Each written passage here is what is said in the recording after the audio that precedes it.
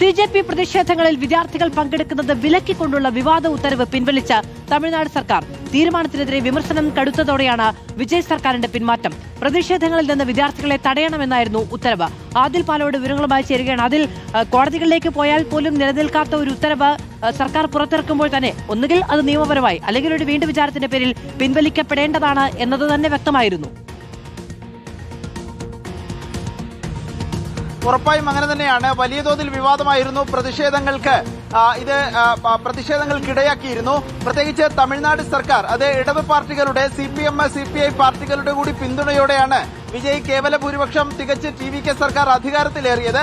അങ്ങനെ ഒരു സർക്കാർ ഇടതു പാർട്ടികളുടെയും CJPയുടെയും പ്രതിഷേധങ്ങളിൽ നിന്ന് വിദ്യാർത്ഥികളുടെ വിലക്കണം എന്ന് എങ്ങനെ ഉത്തരവിറക്കും എന്നുള്ളതായിരുന്നു പൊതുവിൽ ഉയരുന്ന പ്രധാനപ്പെട്ട ചോദ്യം.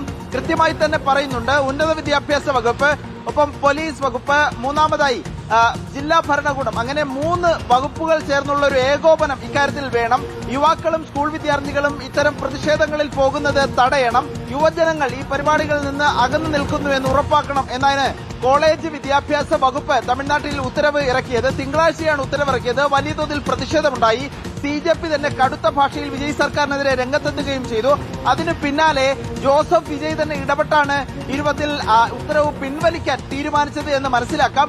ഇപ്പോൾ ഏതായാലും ഉത്തരവ് പിൻവലിച്ചുകൊണ്ട് ഒരു പിൻവലിക്കൽ ഉത്തരവ് പ്രത്യേകമായി തന്നെ കോളേജ് വിദ്യാഭ്യാസ വകുപ്പ് പുറത്തിറക്കിയിട്ടുണ്ട്.